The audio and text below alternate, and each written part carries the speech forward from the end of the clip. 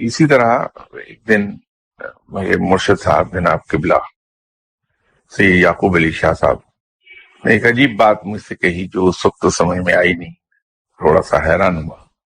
بہت سی باتیں ایسی تھیں جو اس زمانے میں سمجھ نہیں آتی تھیں ان کی، اور اس پر گھنٹوں میں نے غور کیا ہے بیٹھ کے تنہائی میں۔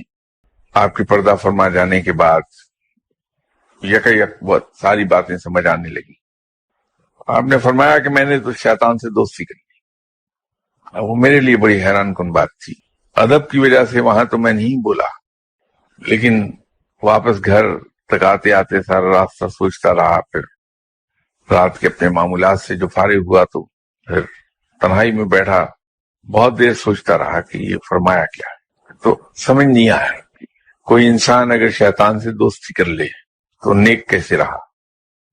اب مرشد کا ڈر اور خوف اور احترام اتنا تھا تو میں سوچتا رہا کہ کس طریقے سے اس سوال کو میں الفاظ میں ڈھال لوں کہ مجھے ڈانٹ نہ پڑے سوال پوچھنے۔ تو ایک طریقہ سمجھ آ گیا۔ 2-3 روز کے بعد چائے پیتے پیتے اپنے مرشد صاحب کی خدمت میں حاضر تھا، تو میں نے سڈنلی ان سے بغیر کسی تمہید کے ایک سوال پوچھا۔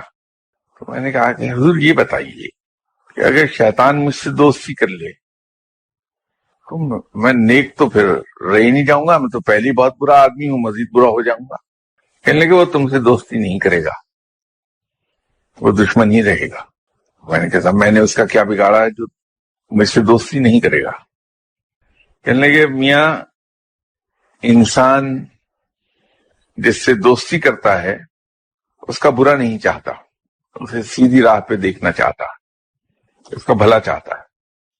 تو اگر شیطان تم سے دوستی کر لے گا تو تمہیں بہکائے گا نہیں بلکہ سیدھا راستہ دکھانے لگے گا، جبکہ اس کی ڈیوٹی ہے الٹی کہ وہ دشمنی کرے تمہارے ساتھ۔